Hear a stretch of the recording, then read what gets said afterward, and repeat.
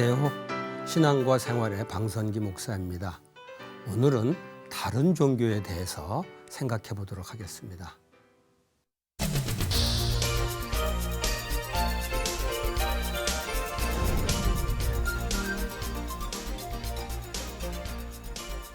크리스찬들 중에는 기독교는 종교가 아니라는 말을 하는 사람들이 있습니다.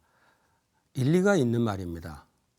기독교에서 가르치는 복음이 우리를 구원하는 유일한 길이기 때문에 다른 종교와 나란히 놀 수 없고, 그렇기 때문에 그런 종교들의 범주에 들어갈 수 없다는 것입니다.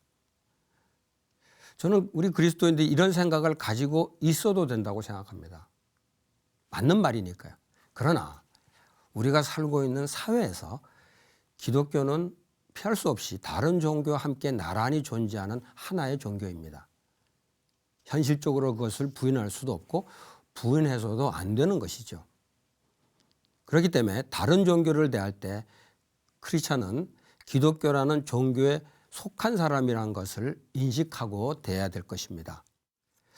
기독교에만 구원이 있다고 믿기 때문에 타 종교를 비방하는 크리스찬들을 종종 보게 됩니다. 심지어는 타 종교를 폄하하는 행동을 하는 사람도 있습니다. 어떤 목회자들이 공적인 장소에서 기독교 진리를 옹호한다면서 타 종교를 비방해서 그게 사회에서 물의를 일으키기도 합니다.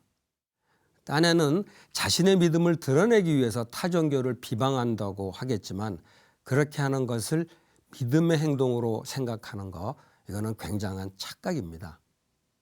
타 종교를 비방하는 문제는 교리의 문제가 아니라 삶의 자세나 인격의 문제이기 때문입니다. 기독교적인 관점에서 그들의 가르침을 비판하는 것은 얼마든지 할 수 있지만, 그 종교 자체를 비방하는 것은 어떤 이유에서건 무례한 행동이 되며, 무례한 행동은 결코 믿음의 행동이 될 수는 없습니다. 적어도 우리 믿음의 선배가 되는 바울은 달랐습니다. 그는 아덴에 갔을 때 신의 우상들이 가득한 것을 보고 마음이 분했다고 합니다. 사도행전 17장 16절 말씀입니다.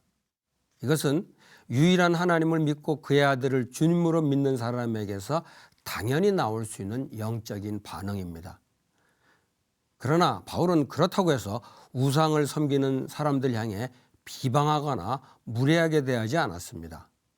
오히려 그들을 향해 종교성이 많다고 인정을 해 주었고, 사도행전 17장 22절 말씀, 또 참 하나님을 전하기 위해서 그들의 시인들의 글을 인용하기도 했습니다.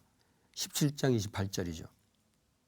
바울이 이렇게 한 것을 보고 그가 우상 숭배를 인정했다, 이렇게 비판할 사람은 없을 것입니다. 그는 분명히 우상 종교를 인정하지는 않았습니다. 그렇다고 그들을 비방하지도 않았습니다. 오히려 그들의 우상 종교를 이용해서 하나님을 전하는 계기로 삼았습니다. 그때 만일 그가 우상 종교를 막 비방했더라면 그들에게 하나님을 전하는 기회를 단순간도 얻지 못했으리라고 생각합니다. 우리가 다른 종교를 비방해야만 신앙이고, 다른 종교를 인정하는 것은 혹시라도 비신앙적으로 생각한다면 그게 더 비성경적인 태도라고 생각합니다. 아마 이렇게 한번 생각을 바꿔보면 좋겠습니다. 우리는 사람이 아무리 도덕적인 삶을 살아도 구원을 받을 수 없다는 것을 잘 알고 있습니다. 그렇게 믿고 있습니다. 그러나 그런 도덕적인 사람들이 구원받지 못한다고 해서 도덕적으로 사는 것 자체를 무시하거나 비난해서는 안 된다는 것입니다. 그들의 도덕적인 행동이 옳다면 믿는 사람들이 그 행동을 오히려 본받아야 될 것입니다. 예를 들면은 마더 테레사나 간디 같은 분들, 우리가 그들의 종교를 우리가 다 인정을 하지 못하더라도 그들의 행동은 얼마든지 본받을 수가 있는 것이죠. 마찬가지로 다른 종교를 믿는 사람이 구원을 받지 못한다고 해서 그 종교를 비난해서는 안 된다는 것이죠. 오히려 그 종교가 미치는 긍정적인 면이 있다면 그것을 인정해 줄 수 있어야 한다는 겁니다. 그것이 믿음을 가진 사람들이 가져야 될 상식이고 또 다른 종교를 향해서 보여줄 수 있는 넓은 마음입니다. 그렇다고 해서 종교다원주의를 인정하거나 옹호하려는 것은 결코 아닙니다. 다른 종교에 대해서 무례하지 말자는 것을 종교다원주의로 혼동해서는 안 됩니다. 우리가 알고 믿는 것은 예수 그리스도 외에는 구원 얻을 길이 없다는 분명한 진리입니다. 그것은 주님이 강조한 것입니다. 내가 곧 길이요 진리요 생명이니 나로 말미암지 않고는 아버지께로 올 자가 없느니라. 요한복음 14장 6절 말씀이죠. 사도들도 한 목소리로 이 문제를 강조했습니다. 천하 인간 중에 구원을 얻을 만한 다른 이름을 주신 적이 없다. 사도행전 4장 12절 말씀이죠. 인간의 문제의 핵심은 죄와 그로 인한 죽음입니다. 한 사람으로 말미암아 죄가 세상에 들어오고 죄로 말미암아 사망이 모든 사람에게 이르렀느니라. 로마서 5장 12절 말씀이죠. 세상에 있는 많은 종교들은 죄와 죽음을 중요한 문제로 생각지 않기도 하고 혹 이것들을 문제로 생각하지만 완전한 해결책을 제시하지 못하고 있습니다. 사람들이 다양한 종교적인 노력으로 그 문제를 해결하려고 하지만 이 두 문제는 사람의 힘으로는 결코 해결할 길이 없는 것입니다. 두 문제를 해결하기 위해서 예수님이 이 땅에 오셔서 십자가에 죽으시고 그리고 다시 사신 것입니다.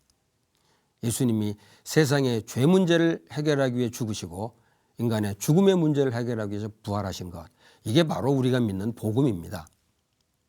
이 복음만이 인간의 문제 해결책이 되는 것입니다. 그래서 조심스럽게 저는 이런 말까지 하고 싶습니다.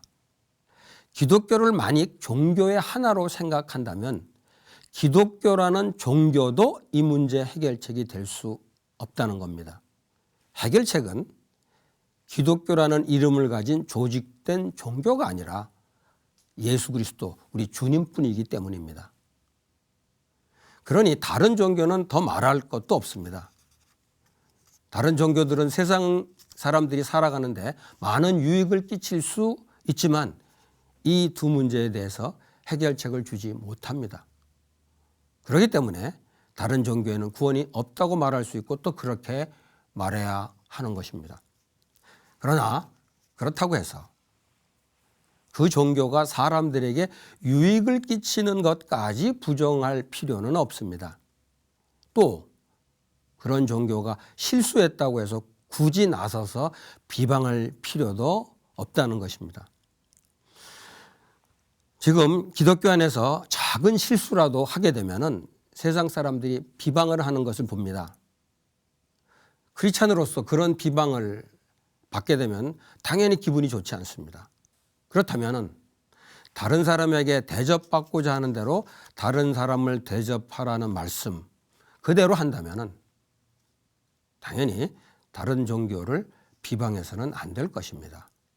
역사를 돌이켜보면 종교적인 갈등 때문에 사람들을 죽이는 일이 많이 있었습니다. 심지어는 그것 때문에 전쟁까지 일어났습니다.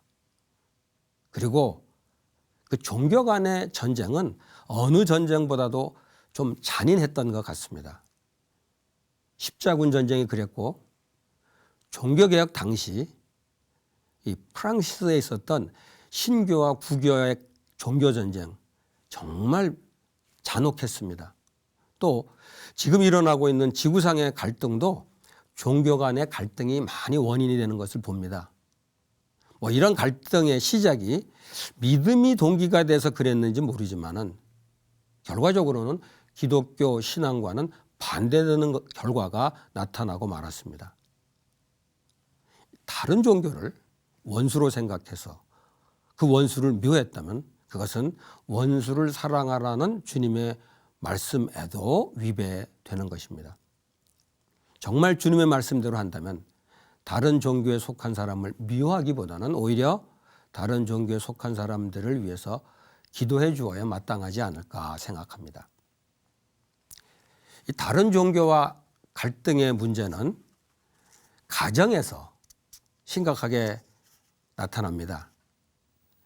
크리스찬들이 다른 종교에 대해서 배타적이어서 종종 가정 안에서 갈등을 일으킨다는 비판을 받습니다.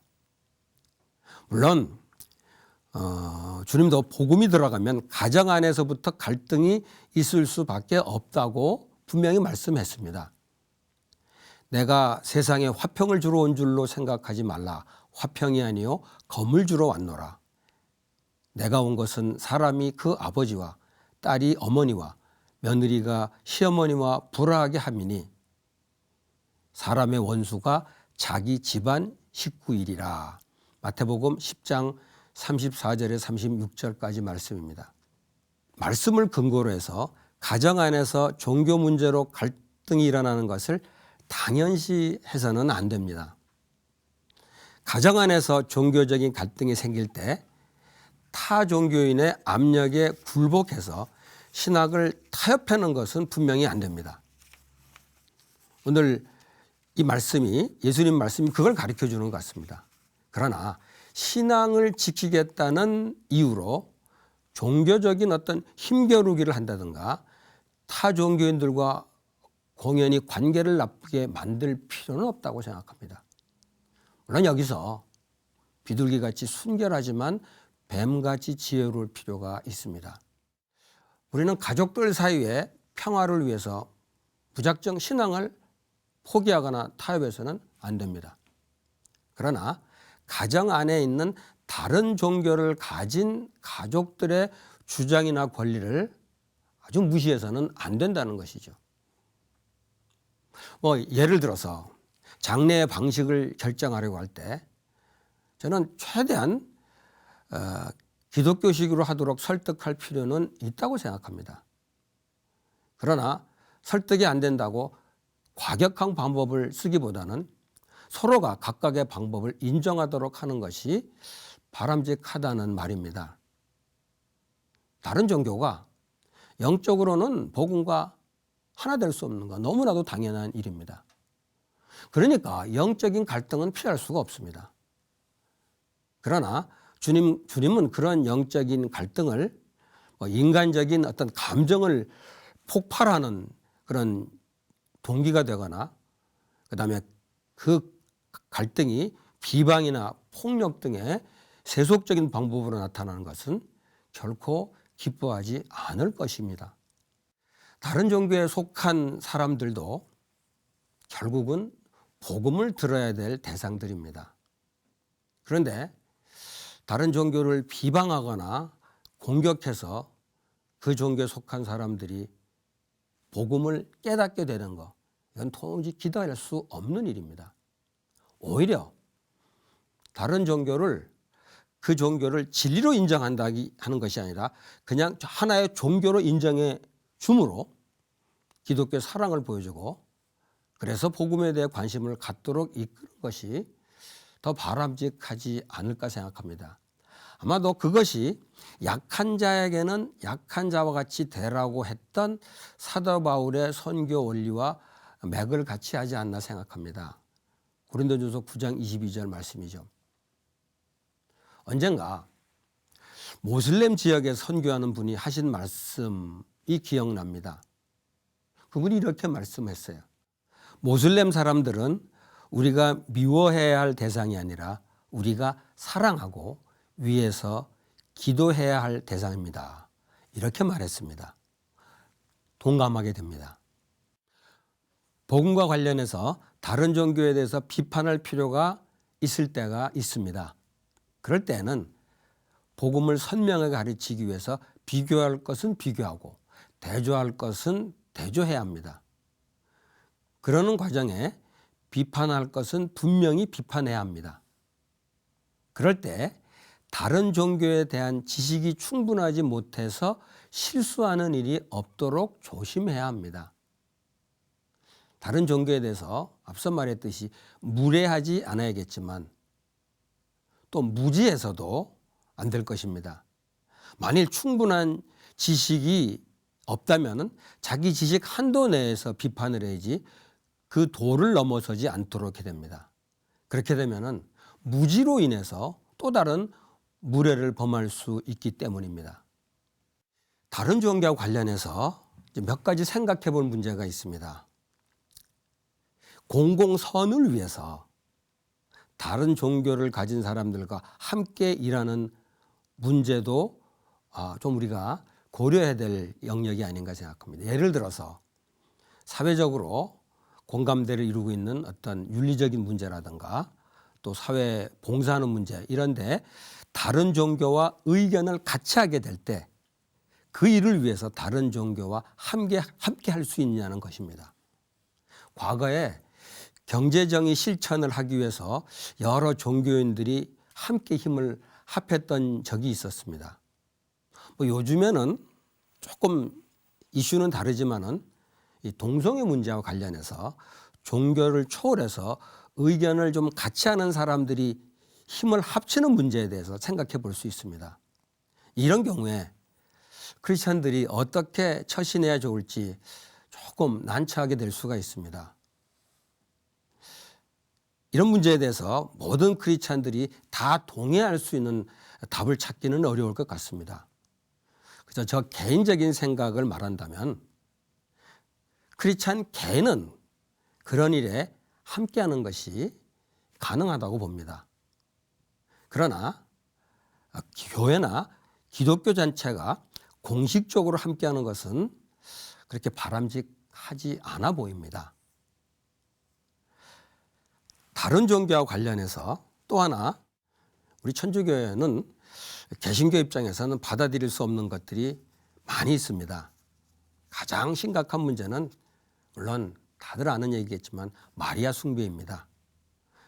또 그것뿐 아니라 그거와 연관해서 수많은 성자들에 대해서 존경을 넘어서는 우상적인 예우를 하는 문제가 있습니다. 그 외에도 우리 개신교 입장에서 볼 때는 우상적인 요소들이 굉장히 많이 포함되어 있습니다. 그것은 분명히 용납할 수 없는 것으로 그것을 비판하는 것은 당연합니다. 그러나 조심스럽지만 이런 얘기를 하고 싶습니다. 천주교인들 중에 예수 그리스도의 구속과 부활을 믿는 사람들이 있다는 그 사실을 간과해서는 안 된다는 것이죠. 천주교의 공식적인 가르침은 개신교와 분명히 차이가 있습니다. 그럼에도 불구하고 그 교회 안에 예수의 피로 하나 된 형제자매가 있을 수 있다는 거, 이런 문제입니다. 저는 종교라는 관점에서 보면은 개신교와 천주교가 하나 될 수 없지만 개인적으로 예수님을 구주로 믿는 사람이라면 또 성경을 하나님의 말씀으로 믿는 사람이라면 서로가 그리스도 안에서 하나됨을 나눌 수 있지 않을까 생각해 봅니다. 천주교인으로서 예수님을 구주로 믿는 사람이 같은 개신교인이라고 하지만은 진짜 예수 그리스도를 구주로 믿지 않으면서 교회에 소속되는 사람보다는 오히려 영적으로 더 가까운 것이 아닐까 이런 생각도 해보게 됩니다. 천주교는 종교적으로는 우리 개신교, 기독교와 구별이 되지만은 바로 그런 공통점을 우리가 조금 관심을 가져야 되지 않겠나 생각합니다. 끝으로 다른 종교와 관련해서 우리가 놓치고 있는 부분이 하나 있다고 생각합니다. 사실 기독교 신앙에 가장 위협이 되는 종교가 어떤 종교일까라는 질문을 던진다면 어떤 대답을 할 수 있을까요? 천주교? 아닙니다. 불교? 아닙니다. 심지어는 가장 위협이 된다고 생각하는 이슬람교도 아닙니다. 기독교 신앙에 가장 위협이 되는 종교는 세속주의라는 종교입니다. 이것은 물론 조직된 종교단체가 없기 때문에 사람들이 종교로 느끼지는 못합니다. 그러나 사실 크리스찬들에게 가장 부정적으로는 가장 영향을 미치는 종교적인 사상입니다. 종종 크리스찬들이 신앙적인 열정을 가지고 단군상이나 불상을 훼손하는 경우를 보게 됩니다. 아마도 성경에 이스라엘 백성에게 가나안 땅에 들어가기 전에 그 가나안 땅 사람들의 제단을 헐며 주상을 깨뜨리며 아세라 목상을 찍으며 조각한 우상을 불사르라고 한 그 말씀 신명기 7장 5절 이 말씀에 자극이 되어서 그런 일을 행했는지 모릅니다. 그러나 그때 하나님이 그런 명령을 한 것은 그런 우상들이 이스라엘 백성들에게 올무가 될 것을 염려해서 그런 것입니다. 신명기 7장 16절 25절에서 말씀하고 있습니다. 그런데 지금 크리스찬들에게 다른 종교의 우상들이 올무가 되는 경우는 거의 없을 겁니다. 크리스찬이 산에 올라갔다가 절에 들려서 부처 상에 앞에 절하는 유혹을 받을 가능성은 거의 없다는 것입니다. 사실 우리들의 신앙을 타협하도록 유혹하는 강력한 우상은 세속주의의 우상입니다. 물질주의나 세속적인 성공주의 이런 것들로 표현되는 세속주의가 오히려 더 문제가 된다는 것이죠. 이 부처상은 사실 교회 안에 결코 들어오지 않을 겁니다. 저는 확신하지만 마리아상도 교회 안에 안 들어올 겁니다. 그러나 세속주의 우상은 얼마든지 교회 안에 들어올 수 있습니다. 그렇기 때문에 우리가 강력하게 경계해야 될 다른 종교, 이거는 흔히 말하는 다른 종교가 아니라 세속주의 종교인 것을 알아야 될 것입니다. 우리의 신앙적인 확신을 지키기 위해서는 다른 종교들의 차이를 분명히 인식해야 됩니다. 구별해야 됩니다. 동시에 상식선에서 다른 종교에 대해서 무례하지 않도록 조심해야 될 것입니다. 그러나 우리에게 강력한 영향을 미치는 세속주의 종교에 대해서 오히려 더 예민하게 또 강력하게 경계해야 될 것입니다. 감사합니다.